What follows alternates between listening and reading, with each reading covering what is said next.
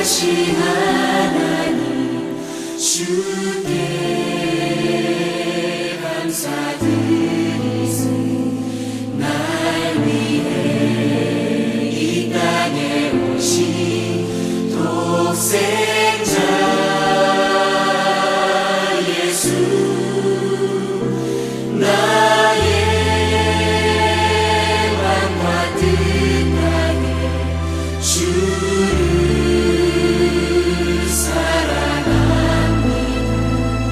날 위해 이 땅에 오신 독생자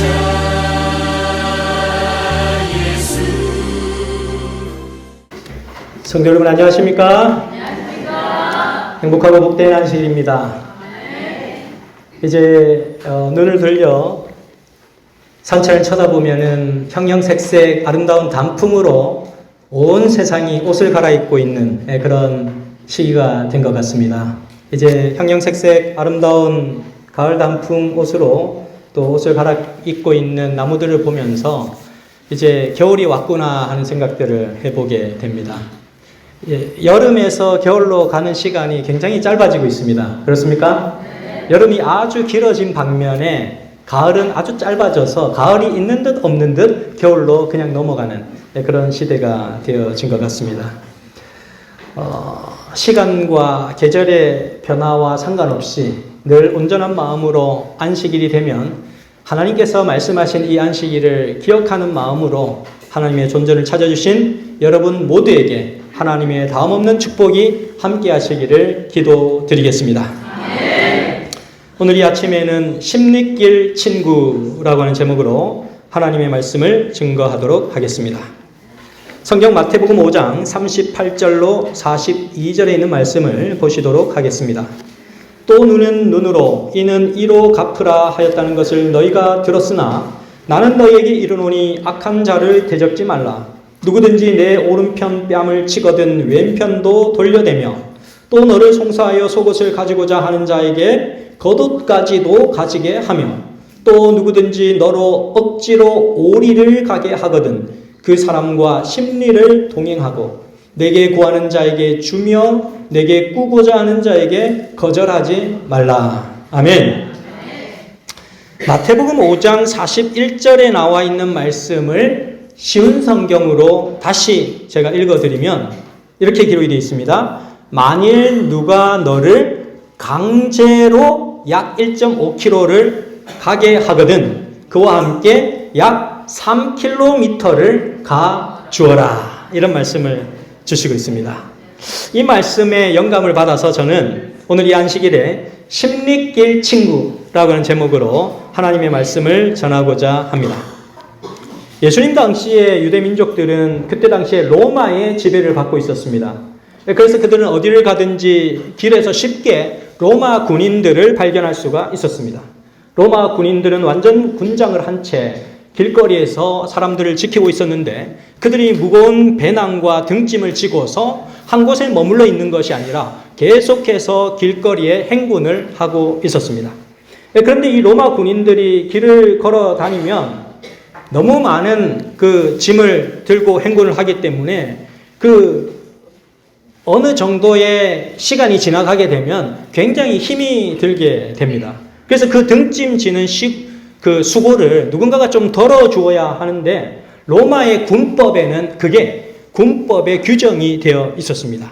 그래서 로마 군인이 등짐을 지고 한참 행군을 하다가 너무너무 힘들어가지고 좀 쉬고 싶거나 또 그렇게 하고 자기의 짐을 덜고 싶을 때는 민간인에게 강제로 자기의 그 등짐을 맡길 수가 있었습니다. 그래서 언제든지 로마 군인들이 길을 가다가 피곤하고 힘들어지면 주위를 이렇게 살펴보다가 좀 어깨가 딱 벌어지고 힘을 좀 쓸 수 있게 보이는 사람이 보이면은 딱 붙잡아가지고 내 등짐을 좀 져주시오 라고 요청을 하게 되면 강제로 그 사람은 자기 의사와는 상관없이 그 군인이 요청하는 등짐을 대신 지고 가야만 하는 것이 그 당시에 로마의 군법이었습니다. 그래서 예수님의 십자가를 강제로 졌던 구레네 사람 시몬의 경우도 로마 군병이 요청한 것이지 예수님이 등짐을 대신 지게 해달라고 십자가를 대신 져달라고 요청한 것이 아니었어요. 로마 군병이 마치 자기의 짐을 대신 져주도록 요청하는 군법에 의해서 요청하는 것처럼 그 구레네 시몬에게 요청을 해서 그러한 군법에 의해서 이제 십자가를 대신 지고 가는 그러한 모습을 볼 수가 있습니다. 그러니까 유대인들이 그 당시에 유대인들을 로마 군인들만 보면 어떻게 했을까요? 슬슬 피하고 도망 다니려고 했을 것입니다. 로마의 군법에 따르면 반드시 그는 등짐을 대신 져줘야 할 의무를 가지게 되었습니다. 그런데 그 군법에도 그 강제 조항이 있기는 했지만 그래도 인권을 존중하고 있었기 때문에 그 등짐을 져주는 것의 거리가 정해져 있었어요. 그 맥시멈이 오리였습니다. 오리까지만 그 등짐을 대신 져줄 수 있었던 것. 그래서 그 로마 군인이 요청을 하더라도 내가 오리까지만 같이 가주면 되고 더 이상은 같이 가줄 필요가 없는 거예요. 강제성을 지니는 것은 5km까지만인 것입니다. 그게 로마 군법의 최장 거리였습니다. 그런 상황에서 오리를 가자고 하면 몇 리를 같이 가주라고 예수님께서 말씀하시는 거예요? 10리를 같이 가주어라. 지금 예수님께서 그렇게 말씀을 해 주시고 계시는 것입니다. 자, 그렇다면 강제로 오리도 가기 싫은데 어떻게 10리를 갈 수가 있는가? 라고 하는 그런 메시지입니다. 그러면 어떤 사람이 10리길을 함께 동행해 줄 수 있는 친구가 될 수 있을까? 라고 하는 그런 부분을 우리 함께 생각해 보는 시간을 갖도록 하겠습니다. 첫 번째는 하나님과 동행하는 사람이 10리길을 함께 걸어줄 수 있습니다. 성경 본문의 내용은 서로 같은 방향이 같고 마음이 잘 통해서 그 사람과 함께 너무너무 관계가 좋아가지고 오리가 아니라 10리나 100리까지라도 같이 갈 수 있는 그런 마음의 형태나 관계가 형성된 사람의 모습이 아닌 것입니다. 성경의 본문의 모습은 강제로, 억지로 라고 하는 말이 강조되어 있습니다. 사실 나는 가기 싫은 거예요. 오리가 아니라 1, 2도 같이 가기 싫은 것입니다. 근데 어떻게 해서든지 핑계를 대서 저 사람 가는 길 말고 다른 길로 가고 싶은데 그 사람이 저하고 오리만 좀 같이 가주세요 라고 요청을 하면 10리를 걸어가야 하는 것입니다. 그래서 본문 말씀에 또 누구든지 너로 억지로 오리를 가게 하거든 그 사람과 10리를 동행하고 라고 말씀하고 있습니다. 여기서 동행하고 라고 하는 말에 특별한 의미가 나타나 있는데 창세기 5장 21절에서 22절 말씀해 보시면 에녹이 하나님과 동행했다고 하는 말이 등장을 하게 됩니다. 에녹은 65세에 무드셀라를 낳았고 무드셀라를 낳은 후 300년을 하나님과 동행하며 자녀를 낳았으며 그가 365세를 향수하였더라라고 기록하고 있습니다. 여기서 하나님과 동행한 사람 가운데 우리가 성경에서 발견할 수 있는 가장 대표적인 인물은 에녹이라고 할 수 있습니다.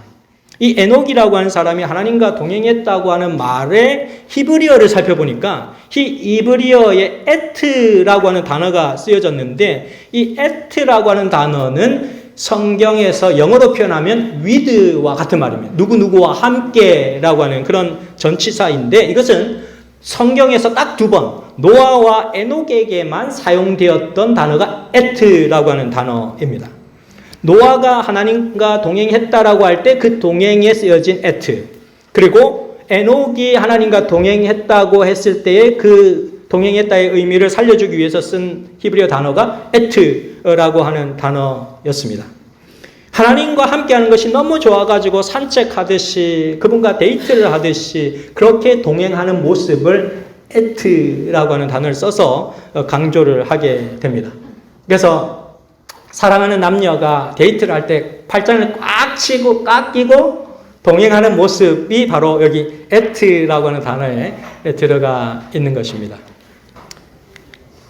제가 첫 목회지로 파송된 곳이 삼랑진이었는데 이 삼랑진에서 제가 목회할 때 매주 일요일에 기차를 타고 대전으로 갑니다. 대전에 가서 데이트를 하는데 그때는 삐삐라고 하는 전화 호출 기계가 있었는데 그 호출 기계가 이제 사라지고 이제 그때는 핸드폰이 나오기 전에 이제 삐삐라는 기기를 통하여서 우리가 번호를 딱 넣으면, 상대방이 번호를 넣으면 그 번호의 메시지나 번호를 보고서는 그 상대방이 전화를 하면 상대방과 통화를 할 수 있는 그런 시대가 이제 조금 지나가면서 삐삐가 사라지고 이제 핸드폰 신형이 나오기 시작했어요. 핸드폰 신형이 나오기 시작하면서 이제 핸드폰으로 전화를 주고 받는 것도 너무 신기한데 그 작은 핸드폰을 문자를 적어가지고 문자를 보내면 바로 상대방한테 문자가 싹 가고 또 상대방에서 문자 대답이 싹 오고 너무너무 신기한 겁니다.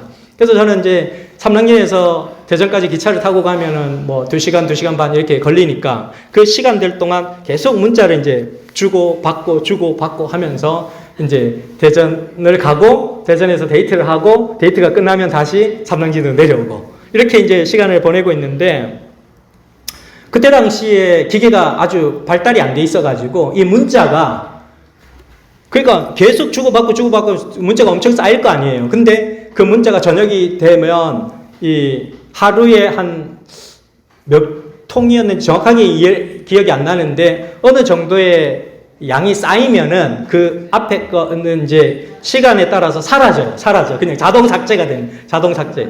지금은 용량이 커져가지고 계속 다 정립이 되어 있지만은 그때 당시에는 문자가 내가 삭제하지 않았는데도 시간이 지나면 적정량이 되면 사라지는 거예요. 그게 너무 아까워가지고 밤에 자기 전에 일기장에다가 그 문자의 내용을 앞에 사라지지 않은 문자의 내용을 미리 적어 놓는 거예요. 적어 놓고서 이제 또 사라질 때가 되면은 또 그 다음 내용을 적어 놓고 저게 지금 제 일기장에 그때 당시에 문자를 주고받으면서 나누었던 내용을 적어 놓은 것입니다. 그러면 어느새 삼당지에서 기차를 탔는데 어느새 눈 깜짝할 사이에 어디에 와 있어요? 대전에 와 있어요. 그 대전에서 데이트를 하고 저희 그 장인어른께서 그때 당시에 유성교회의 담임 목사님으로 계셨었습니다. 그래서 거기서 이제 하고 데이트를 하고 이제 내려올 때는 또 계속 문자를 주고받다가 이제 저녁에 또 도착을 하면 집에 와서 일기를 쓰다가 거기에 이제 적어놨던 문자의 내용을 이제 적어 놓는 것입니다. 그러니까 함께하는 시간도 함께하지 않는 시간도 계속해서 누군가와 사랑하는 사람과 동행하고 있는 거죠. 함께 있지 않아도 동행하는 것입니다. 문자로 계속 주고받기 때문에. 그래서 제가 거기서 느낀 점이 무엇이냐면 사랑하는 마음이 거리의 간격을 잊어버리게 한다라는 것입니다. 우리 한번 따라해 보시겠습니까? 시작! 사랑하는 마음이 거리의 간격을 잊어버리게 한다. 어떤 사람이 하나님과 동행할 수 있을까? 어떤 사람이 오리길을 요청하는 사람에게 십리길을 함께 갈 수 있을까? 라고 하는 부분에서 우리는 하나님과 동행하는 사람이 그 십리길을 함께 갈 수 있다라는 첫 번째의 전제를 생각하게 됩니다.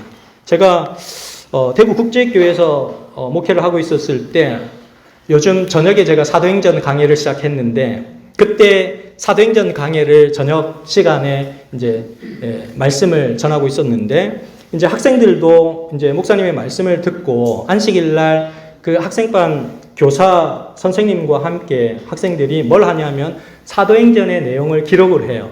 사도행전의 내용을 기록을 하고 그 사도행전에서 기록된 내용과 또 목사님이 말씀하신 그 사도행전의 내용을 가지고 같이 말씀 묵상을 하면서 나누는 시간을 갖습니다. 그러면서 하나님께서 나에게 무엇을 말씀을 하시고 하나님께서 내 인생에 원하시는 것이 무엇인지를 학생들이 나누어가는 모습들을 보게 되었습니다. 하나님의 마음을 읽고 내가 하나님과 동행한다고 하는 것을 하나님의 말씀을 통해서 경험하는 학생들의 모습을 보면서 하나님과 계속해서 친밀하게 교제하고 말씀을 나누고 하나님의 마음을 읽어내려 가는 것이 참된 동행의 참모습이 아닌가 하는 생각들을 해보게 되었습니다. 재림신도의 과정 213페이지에는 이렇게 얘기를 합니다. 그대의 날마다의 일과를 수행하는 중에도 심령을 기도로 하나님께 들어 올려라. 에녹이 하나님과 동행한 것은 이런 방법으로였다.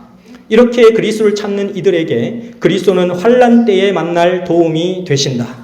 그들은 시련의 날에 강하게 설 것이다 라고 기록하고 있습니다.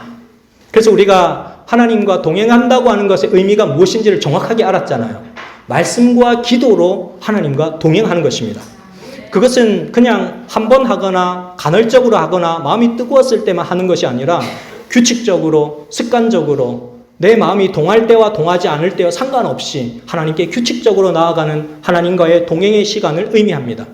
습관이 잡히지 않은 사람은 더 성숙된 믿음으로 발전할 수 없습니다.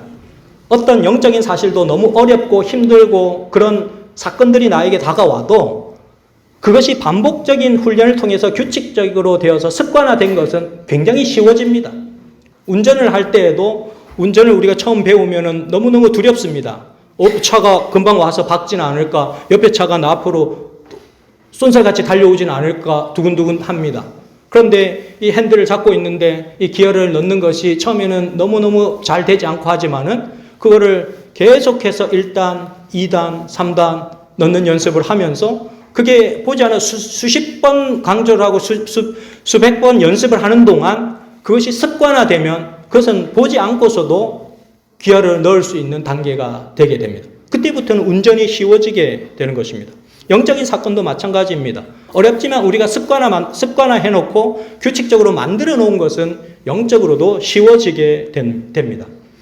우리가 기도의 자리에서 하나님을 만난 사람의 특징이 있는데 그것은 쉽게 자신의 생각을 버릴 수 있는 사람이 된다는 것입니다. 하나님의 뜻을 더 쉽게 따를 수 있는 사람이 된다는 것입니다. 저는 말씀과 기도를 통하여서 하나님과 동행하는 사람이 억지로 오리를 가자고 할 때 심리를 동행할 수 있는 믿음의 친구가 될 수 있다라고 생각하는 것입니다. 두 번째는 사람을 귀하게 여기는 사람이 심리길을 함께 걸어갈 수 있습니다. 창세기 29장 20절 말씀을 보시면 야곱이 라헬을 위하여 7년 동안 라반을 섬겼으나 그를 사랑하는 까닭에 7년을 며칠같이 여겼더라 라고 기록하고 있습니다. 야곱이 이제 형 에서의 미움을 피해서 외삼촌 라반의 집으로 도망을 갔을 때 그 집에 레아와 라헬이라고 하는 그런 아름다운 두 딸이 있었는데 야곱은 라헬을 보고 첫눈에 반해버렸습니다. 그래서 그녀와 결혼을 하고 싶은 까닭에 이제 외삼촌 라반이 7년 동안 네가 우리 집에서 열심히 일하게 되면은 내 딸을 너에게 주겠다라고 하는 그런 약속을 했고 그 약속을 철동같이 믿고 야곱은 7년 동안 죽으라고 열심히 외삼촌 라반의 집에서 일을 했습니다. 7년이 다 지나가고 온갖 굳은 일을 다 한 다음에 이제 그에게 딸을 요구하게 되었을 때에 외삼촌 라반이 딸을 라헬을 주었습니까? 안타깝게도 라헬을 주지 않았습니다. 창세기 29장 26절에서 그가 뭐라고 얘기를 했냐면 이렇게 얘기를 합니다. 라반이 이르되 언니보다 아우를 먼저 주는 것은 우리 지방에서 하지 아니하는 바라.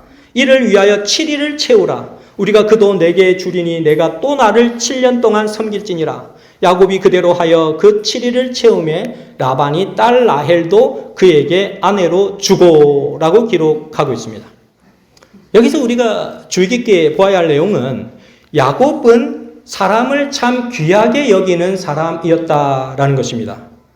그는 라헬을 얻기 위해서 7년을 뼈 빠지게 일해서 그렇게 이제 라헬을 얻으려고 했지만 외삼촌에게 속은 거예요. 외삼촌이 자신을 속인 거예요. 그래서 라헬을 주지 않고 7일을 더 일하면 7년 동안 네가 다시 일한 다음에 그렇게 이제 라헬을 얻게 될 것이다 라고 하는 얘기를 들었을 때 굉장히 야곱은 마음이 부글부글 끓고 속상하고 뭔가 사람에 대한 어떤 배신감 이런 걸 많이 느끼게 되었을 겁니다. 외삼촌이 7일을 더 채우고 라헬을 얻게 해줄 것이다 라고 얘기를 해주는데 야곱이 라헬을 얻는 것만이 목표였다면 그는 정말 7일만 채우고 7일 동안만 일을 더 해주고 라헬을 얻은 다음에 싹 사라졌을 거예요. 안 그렇습니까? 인간적으로 봤을 때 당신이 난 7년 동안이나 일해줬는데 사기를 나한테 쳐? 그럼 나 7일 딱 일해주고 라헬을 얻은 다음에 난 날라야지? 이렇게 생각할 수 있습니다. 그런데 야곱은 그렇게 하지 않았어요. 7일을 다 채운 다음에 그의 요청을 무시할 수도 있었지만 아이고 외삼촌 나는 모르겠습니다. 나 이제 도망갈랍니다 하고 도망칠 수 있는데 그는 그렇게 하지 않고 이렇게 성경은 기록하고 있습니다. 창세기 29장 30절에 야곱이 또한 라헬에게로 돌아갔고 그가 레아보다 라헬을 더 사랑하여 다시 7년 동안 라반을 섬겼더라 라고 기록하고 있습니다. 야곱은 라헬을 위하여 다시 7년을 그 집에서 일하게 되는 모습을 성경은 우리에게 보여주고 있습니다. 라헬을 너무너무 사랑했지만 또 또 한편으로는 그는 외삼촌이 그를 속였다 할지라도 그를 인격적으로 존중해 주면서 사람을 귀하게 여기는 야곱의 모습을 우리에게 성경은 보여줍니다. 그래서 그는 오리를 가자고 하는 사람에게 심리의 길을 걸어줄 수 있는 넉넉한 믿음의 소유자로 그의 삶을 추구하고 있는 모습을 우리가 발견해 볼 수 있는 것입니다. 톨스토이가 어느 날 길을 걸어가고 있었습니다. 거지 옷차림을 한 어떤 한 사람이 이 톨스토이를 뚫어지게 쳐다보면서 뭔가 도와달라고 하는 신호를, 말은 하지 않았지만 저를 좀 도와주세요라고 하는 간절한 그 프로포즈를 모습으로 제시를 하고 있었습니다. 그때 톨스토이는 자기 호주머니를 뒤집어 보니까 돈이 하나도 없어요. 한 푼도 줄 동전이 자기의 호주머니에 없는 것입니다. 그래서 미안한 마음이 들어서 이렇게 얘기를 했습니다. 정말 미안합니다, 형제여. 내가 지금 가진 것이 있으면 꼭 도와주고 싶은데 제가 지금 아무것도 가진 것이 없어서 어떻게 하면 좋겠습니까? 그렇게 얘기를 했습니다. 그런데 그 거지의 반응이 매우 의미심장하였습니다. 아닙니다. 당신이 나에게 돈을 준 건 없지만 당신은 나를 형제라고 불러주었고 손을 내밀어서 나의 손을 잡아 주었습니다. 이것이면 충분합니다. 오늘 저는 큰 것을 얻었습니다. 감사합니다. 이렇게 대답을 하는 것입니다. 이 대답이 톨스토이에게 큰 깨달음을 주었습니다. 이들이 굶주리고 있고 또 그렇게 길거리에서 살아가지만 그들은 정말 허기진 배를 채우고자만 하는 것이 목적이 아니라 그들은 따뜻한 마음을 원하고 있었다는 사실을 깨닫게 되었습니다. 사실 많은 사람들이 그냥 와서 돈을 요구한다면 그들에게 그냥 마음이 가지는 않습니다. 솔직히. 그런데 하나님께서는 그들에게 인격적으로 따뜻하게 더 하나님의 사랑으로 그들에게 응답할 것을 우리에게 요청하고 계시는 것입니다. 어느 중소기업의 사장님의 이야기입니다. 기업을 이제 좀 더 확장시켜서 그동안 수동으로 운영하던 공장의 설비를 전부 자동화로 바꾸었어요. 그래서 일의 효율성을 높이려고 하면 자동화 설비를 해가지고 일이 척척척 사람이 중간중간 관여하지 않아도 돌아갈 수 있도록 공장 설비를 최신 기계화로 자동화를 시켰습니다. 그랬더니 적은 인건비에 상품 생산의 효율성이 매우 높게 올라가더라는 것입니다. 그러니까 당연히 사장님 입장에서는 사람을 더 줄이고 기계화 설비에 더 많은 투자를 해서 더 효율성 있는 그 경영을 하는 것이 일반적인 모습일 겁니다. 그런데 그렇게 이 사장님도 했는데 좀 더 효율성이 올라가는 것 같았습니다. 그런데 이제 그렇게 하고 나서 보니 하루아침에 일자리를 잃은 사람들의 모습을 보면서 마음이 너무너무 안타깝게 된 것입니다. 그래서 그 가족들과 함께 얘기를 나누면서 손을 잡고 얘기를 하다가 그 가족들의 아픔과 눈물을 그냥 참아 볼 수가 없어가지고 이 사장님이 비효율적인 선택을 다시 하게 됩니다. 120명만 있어도 공장이 돌아가는데 다시 280명까지 고용을 하면서 다시금 그 사람들이 다시금 그 공장에 들어와서 일을 할 수 있도록 하면서 이제 그곳에는 장애인들조차도 한 20% 정도는 들어와서 일을 할 수 있도록 그 사장님께서 너무너무 비효율적인 선택을 하는 모습을 보게 되는 것입니다. 그래서 몇 사람 일을 하다가 이제 힘들면 그냥 나갈 수 있다라고 생각을 했지만 전혀 들어온 사람들이 나가지 않습니다. 그런데 우리가 생각했던 그렇게 하면 훨씬 더 비용도 많이 들고 일도 잘 되지 않을 거라고 생각했던 그런 모습이었는데 이상하게 더 이 중소기업이 발전하고 더욱더 성장해가는 모습을 경험해 볼 수가 있었다라고 하는 것입니다.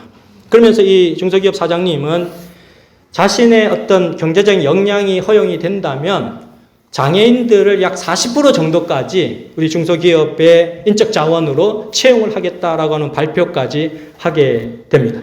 그래서 어떤 장애인이든지 우리 회사에 들어오게 되면 평생을 먹고 살 수 있도록 보장을 하겠다라고 하는 그런 선포를 하게 됩니다. 그러면서 이 사장님은 회사를 통하여서 이 사회에 환원될 수 있는 것이 무엇이며 이 사회의 약자들이 건강하게 자신의 미래를 책임지고 일어설 수 있는 길이 무엇인지를 꿈꾸고 또 그들을 위해서 복지관을 세워주는 것이 그의 꿈이라는 얘기를 합니다. 우리가 경제적인 논리로 보게 되면 참 이상한 사장님입니다. 참 말도 안 되는 선택을 한 사람입니다. 그런데 하나님께서, 예수님께서 말씀하신 영적인 논리를 가지고 보면 이 사람은 예수님의 그 말씀을 실천하고 있는 사람임을 우리는 확인하게 되는 것입니다. 놀랍게도 그 사장님이 그런 선택을 했는데 정말 비효율적인 채용을 했는데도 불구하고 그 회사가 더욱더 발전하고 잘 돌아가는 일이 발생하게 된 것입니다. 교회 증언 2권 135페이지에 보면 하나님께서는 얼마나 많은 양의 일을 했느냐보다 얼마나 많은 사랑을 했는가를 더 중요시 여긴다라고 말씀하고 계십니다. 오리를 억지로 가자고 하는 사람과 심리를 함께 걸어가는 것은 예수님을 생각하지 않고 일어날 수 있는 일이 아닙니다.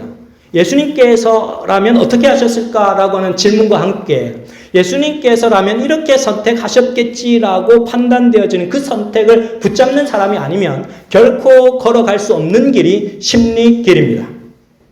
오리를 요청하는 사람에게 심리길을 함께 걸어주는 사람은 믿음의 삶을 걸어가는 사람입니다. 우리가 좀 선한 그리스도인이라 가지고 우리는 한 오리길 정도는 그냥 걸어줄 수 있다. 열심히 우리가 좀 품성적으로 노력을 해가지고 오리길 정도는 걸어줄 수 있다. 그러나 우리가 얼마나 이기적인 동물인지 예수 그리스도를 바라보지 않으면 우리는 절대로 심리길을 걸을 수 없습니다. 심리는 내 힘으로, 내 노력으로, 내 의지로 걸어갈 수 있는 길이 아닙니다. 예수 그리스도를 바라볼 때 마침내 걸을 수 있는 길이 심리길이 되는 것입니다. 목사에게 보내는 겉면 388페이지는 이렇게 얘기를 합니다. 바라봄으로 우리는 하나님의 모습, 그리스도의 모습에 일치하게 된다. 우리가 사귀는 모든 사람에게 우리는 밝고 쾌활한 그분의 의의 광선을 반사한다 라고 기록하고 있습니다. 사랑하는 남녀가 서로 사랑해서 데이트를 하고 결혼을 하고 인생을 함께하는 그런 인생의 그런 동반자의 길을 선택하게 되는데 참 사랑의 클라이막스는 뭔지 아십니까, 여러분? 참 사랑의 클라이막스는 결혼이 아니라 순종입니다. 정말로 누군가를 사랑하면 순종하는 삶을 살아가게 됩니다. 에녹이 하나님을 그토록 사랑한 결과 하나님과 동행하는 순종의 세월을 365년 동안 살아간 것입니다. 하나님께서 에녹에게 어떤 무리한 부탁을 해도 에녹은 하나님께 뭐예요? 순종합니다. 왜? 하나님 너무 좋으니까, 하나님이 너무 좋으니까, 사랑하니까 순종합니다. 부부가 서로 사랑하면서 살아가면서 한 번씩 집이 떠나가라고 싸우기도 합니다. 그렇죠? 그런데 부부싸움을 하면 누가 먼저 손을 내밉니까? 사랑하는 사람이 손을 먼저 내밉니다. 맞습니까? 여기 두 사람이 있습니다. 두 사람이 티격태격 지금 싸움을 하고 있어요. 한 사람은 그것은 문이야 막 이렇게 합니다. 근데 옆에 있는 한 사람은 아니야 그건 곰이야 이렇게 얘기를 합니다. 한 사람은 문이라 그러고 한 사람은 곰이라고 그러면서 막 티격태격 싸웁니다. 근데 제3자가 딱 보니까 저 사람 입장에서 보니까 문이 맞고 이 사람 입장에서 보니까 곰이 맞아요. 어떤 상황이었을까? 자, 보세요. 자, 보시면은 위에 있는 사람이 보면 곰이야. 밑에 있는 사람이 보면 이 글자는 문이야. 그 누구의 말도 다 맞아. 맞습니까? 위에서 보면은 저 사람이 위에서 딱 이렇게 보면 그 글자는 곰인 거예요, 곰. 근데 밑에 있는 사람이 이 글자를 보면 이거는 문인 거야. 완전히 다른데 완전히 다른 주장이 되는 거예요. 그렇게 싸움이 일어나게 되는 것이죠. 근데 모름의 인식과 살림의 신학이라고 하는 책에 보면 이런 내용이 나옵니다. 어떤 사람을 알려면 그 사람의 신을 신고 심리를 걸어 보아야 한다라는 말이 있습니다. 우리는 심리길을 함께 걸어보지 않았기 때문에 사람을 너무 쉽게 생각하고 그 사람에 대해서 평가하고 판단하는 경우가 참 많이 있습니다. 예수님께서 십자가에 매달려 돌아가시면서까지 아끼고 사랑하신 그 영혼을 너무 우리는 가볍게 생각하며 가볍게 얘기하고 가볍게 판단하는 경우가 참 많이 있다라고 하는 것이죠. 왜냐하면 예수님께서 서 계시는 그 자리에 우리는 서본 적이 없기 때문에 그래요. 이 사람이 살고 있는 이 사람의 방식에서 그 사람의 형편을 이해해보지 못했기 때문에요. 한 번도 나는 그 사람의 자리에 서본 적이 없어요. 내 자리에서만 그 사람을 평가하고 판단하고 이해하고 말하는 것입니다. 그 사람의 신을 신어 본다고 하는 것은 그 사람의 입장이 되어 본다라고 하는 것입니다. 이 글자는 어떻게 됩니까? 이 숫자는 어떻게 됩니까? 밑에서 보면 6이고 위에서 보면 9입니다. 확실하죠? 근데 9라고 할 수도 있고 6이라고 할 수도 있습니다. 우리가 제비뽑기를 할 때 그냥 6 써놓으면 큰일 납니다. 네, 9가 될 수도 있기 때문에. 그렇죠? 그런 경우들이 왕왕 일어나게 되는 것이죠. 틀린 사람은 아무도 없지만 바라보는 입장에 따라서 그거는 9가 되기도 하고 6이 되기도 하는 현실이 우리에게는 분명히 있다라고 하는 것입니다. 그러면 이때 우리가 어떻게 해야 될 것인가? 라고 하는 것입니다. 이런 상황이 나의 삶 속에 펼쳐졌을 때 우리는 어떤 선택을 해야 하는가? 라고 하는 것입니다. 그때 우리는 예수 그리스도의 신을 신고 십리길을 쳐다보아야 하는 것입니다. 관계가 껄끄럽고 입장이 해결이 안 되는 그런 갈등의 상황이 전개되었을 때가 있다면 용기를 내어서 먼저 예수님의 손을 잡아보시기를 간절히 바랍니다. 믿음으로 예수님의 손을 붙잡으면 아직 두 사람이 그 갈등의 요소를 해결하지는 못했지만 두 사람이 다시 동행할 수 있는 길이 열어지게 되는 것입니다. 실물교훈 385페이지에 보게 되면 이런 글이 있습니다. 자아가 그리스도께 몰입될 때에 사랑은 자연히 생겨나게 된다. 그리스도께서 거하시는 마음에는 사랑의 결핍이 일어날 수 없다.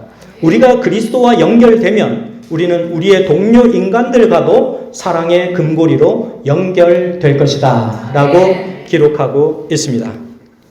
제가 15년 전에 부산 덕천교회에서 목회를 하고 있었는데 어느 일요일에 어머니에게서 전화가 왔습니다. 아들아, 엄마가 몸이 안 좋아가지고 부산 삼육병원에 진찰을 받으러 가야 되겠다라고 하셨어요. 근데 제가 여러 가지 일로 바쁘셔서 제가 사천까지 어머니를 모시러 가지는 못하고 어머니 이 사상터미널까지 오시면 제가 마중을 나가도록 하겠습니다 라고 얘기를 했습니다. 그래서 부산 사상터미널에 몇 시에 도착하신다는 연락을 받았습니다. 그래서 어머니를 이제 맞으러 나갔더니 어머니 곁에 생전 처음 보는 사람이 어머니하고 같이 오셨어요. 그래서 어떻게 오셨냐고 물어봤더니 어머니가 아프시다고 해서 제가 어머니 보호자로 왔습니다. 이렇게 말씀을 하시는 거예요.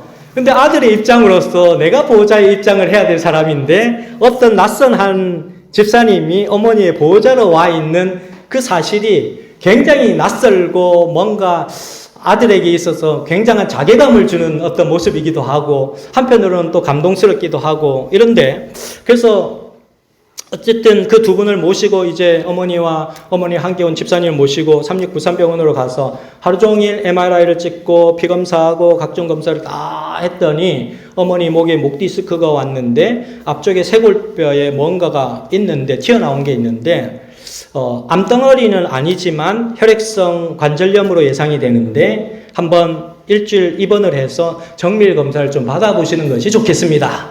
이렇게 이제 의사 선생님이 얘기를 하시는 것입니다.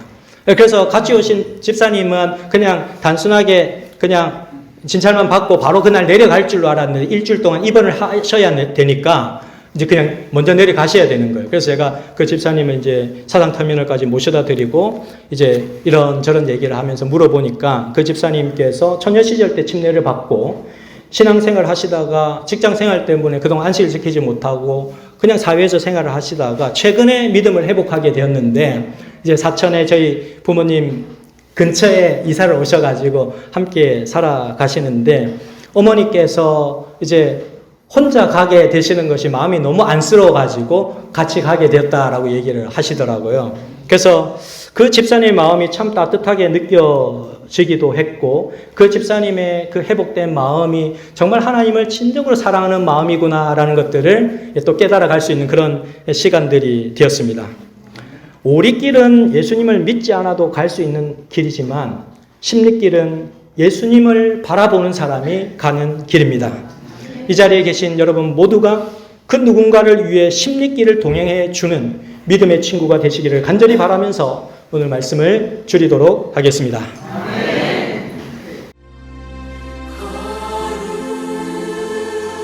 거룩하신